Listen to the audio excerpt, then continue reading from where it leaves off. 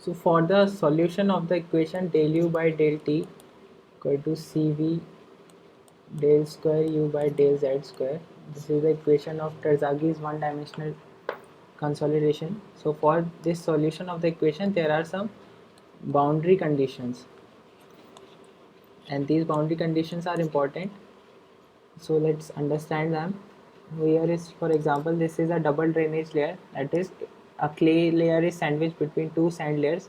It means that drainage can happen from both sides, at top as well as from the bottom of the clay layer. And the thickness of this clay layer is 2h, and we are defining the depth z from top. So before going further, there is one more assumption, that the strains in linear direction or horizontal direction is 0. So because of this assumption, we can say that the pore water pressure distribution is uniform. What does that imply? That, let's say, it is the soil mass and here is the water table. So in the effective stress analysis we saw that this is the pore water pressure distribution if we want to plot. But here we are saying that strain in horizontal direction is small or negligible. What does that mean? That the area is very large compared to the depth. So we can say that the pore water pressure distribution will look something like this. So it is same at every point in the overall depth, so it is not changing with depth. So this is the assumption, and so let's see what will be the conditions because of this assumption. So first let's see the boundary conditions.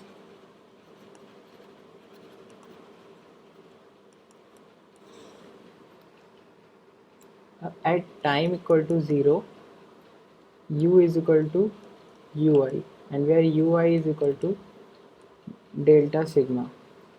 So at time equal to 0, as we applied some stress on this soil mass, so as we discussed earlier also, this all the stress will be taken by pore water pressure. So let's say u is the initial pore water pressure. So this initial pore pressure will be equal to increase in stress. So this is first condition. After that, at time equal to infinity, that means after a very long amount of time, u is equal to 0 at all z values.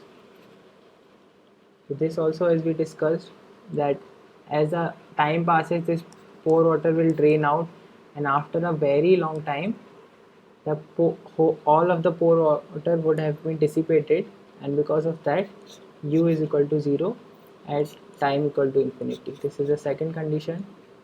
And apart from this, two more conditions are there, that is at t greater than 0, that means just after the time when we have applied this increased stress. So what will happen?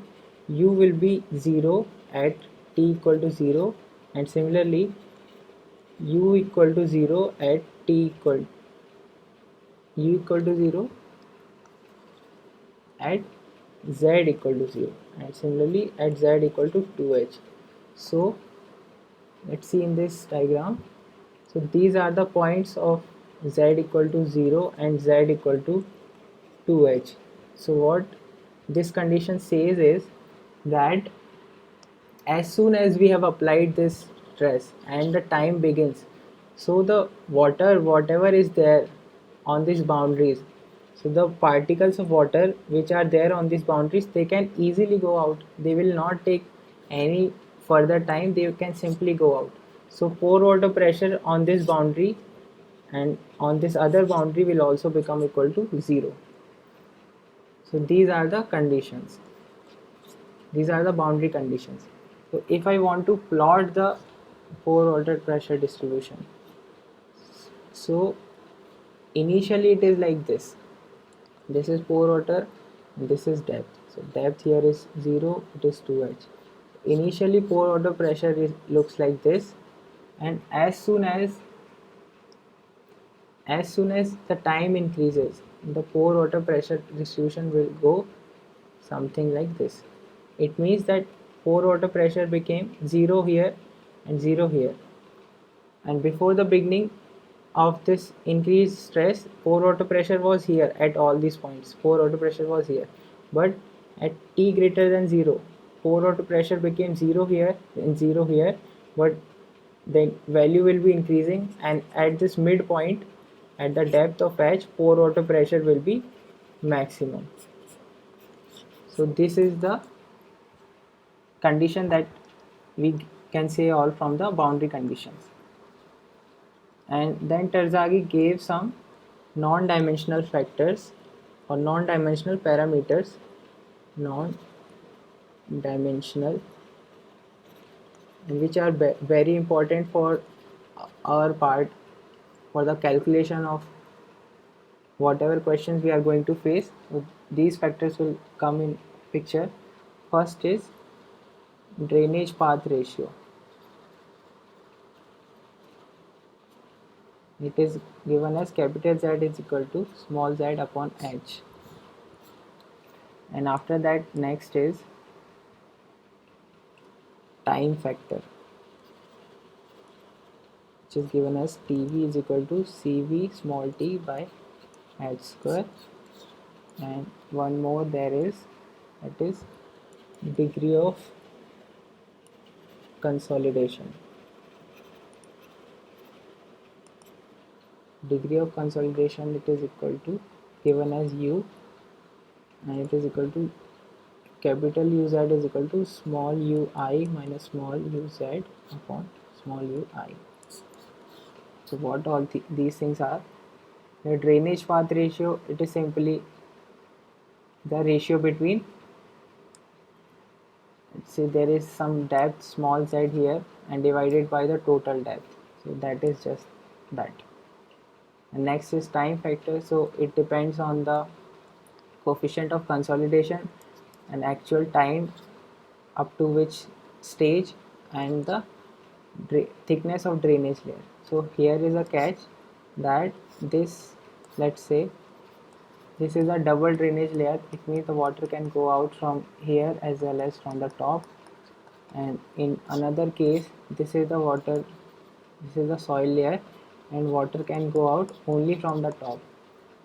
So what is this value h? So in this case h is equal to d by 2, and in this case h is equal to d. So it is the maximum distance a water particle has to take before going out, has to travel, we can say, has to travel before going out. So in this diagram, if water can drain out from top and bottom, so if some particle is there in the mid depth, so either it will go out from down or up. But if it is somewhere here, so it can go out from here. It is here, so it can go out from here. So h will be the maximum distance, or as I've defined as d. So d by 2 will be the maximum distance that a particle has to take. But in this case, water can go out from here only, on the top.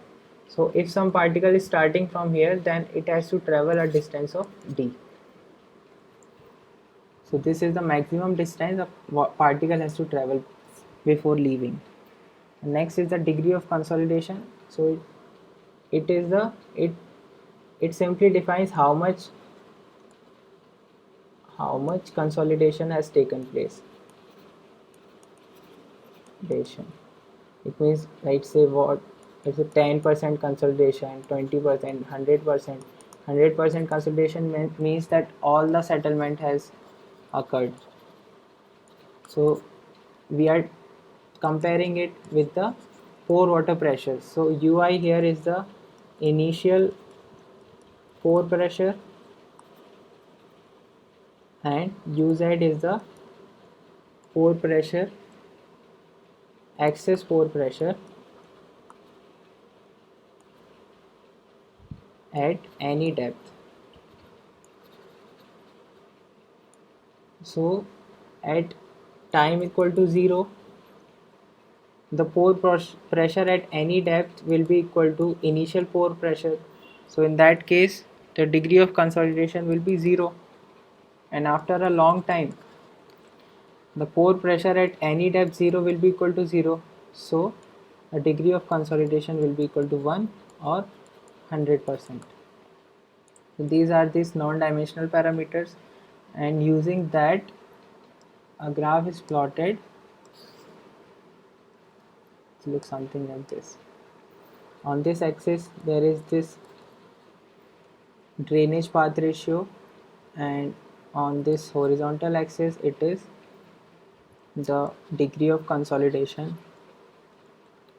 So it is 0 here and 2 here because the depth is 2h. So at z equal to 0 it is 0, and z equal to 2h it is 2. And so we can plot the distribution of degree of consolidation, I can say, or I can say the pore pressure. So at time equal to 0, so this line also defines the time equal to 0, but we give it in terms of TV.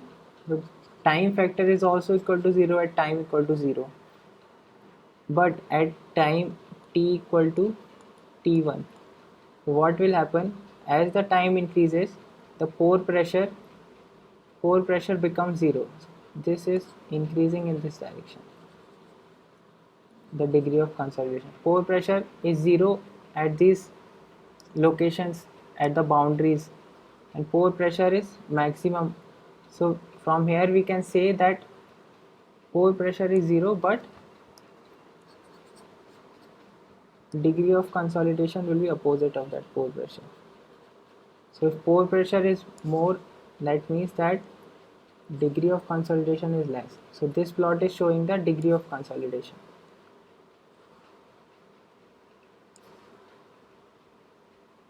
And so these are plotted for different TV values, that is time factor. Let's say here it is 1, here it is 0.4, 0.9, and this is the degree of consolidation.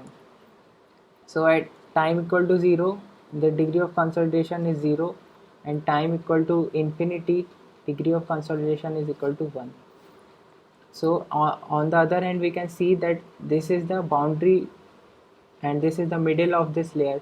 So at any time from greater than 0, the this degree of consolidation at the boundary location, it becomes equal to 1, and in the middle part the degree of consolidation is very less compared to this. So as the time increases, it goes like this and it merges with this. So this is this part, and after that, so till now we saw that degree of consolidation with depth. So what the degree of consolidation, from here we can say that it is different at different depths. So at the boundary positions, the degree of consolidation suddenly becomes equal to 100% as it's the process starts, but at this middle location it is taking very large amount of time. So this variation is there. So we are not interested in that variation, we want to know the average value of u, average value of degree of consolidation. So that is again given by some typical formula that we need not consider, but if we know that average degree of consolidation, so how will it help us? We can find out the consolidation. If we know the total settlement, then consolidation settlement at time t is equal to degree of consolidation times total settlement.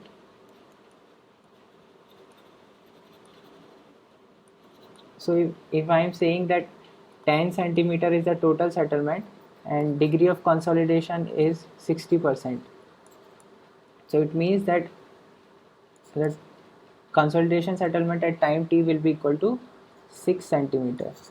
So from that we can find out the settlement at any time t, and that's what we were interested in. So this value of u, it is related with tv, time factor, and degree of average degree of consolidation it is. So there are two formula, that is if u is less than 60%, then time factor is given as pi by 4 u square, and if it is greater than 60%, then time factor is given as 1.781 minus 0.933 log 100 minus u percent. So we'll see the application of this formula when we solve the numericals, because just writing the formula it won't make much sense. And this degree of average degree of consolidation, it can also be given as delta small h upon capital H into 100. It can also be given as E naught minus E upon E naught minus EF, ui minus u upon ui minus uf. Here small delta h is the settlement at time t, and capital delta H is the total settlement. So from that we can find out the degree of consolidation. Next is the in terms of void ratio. So change in depth, as we related earlier also, change in depth is related directly to the change in void ratio. This is the initial void ratio, it is the void ratio at time t, and it is a void ratio at total settlement, or I can say at time equal to infinite. So it will give me small delta h, and this part will give me capital delta H.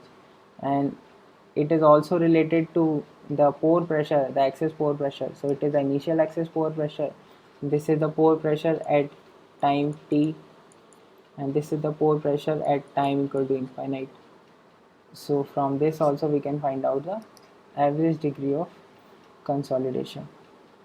And if we are given this graph like this, as I discussed earlier, and if I know this area of this part is A1 and area of this part is A2, so this is the part that in which the consolidation has occurred, and this is the part in which the consolidation is yet to occur.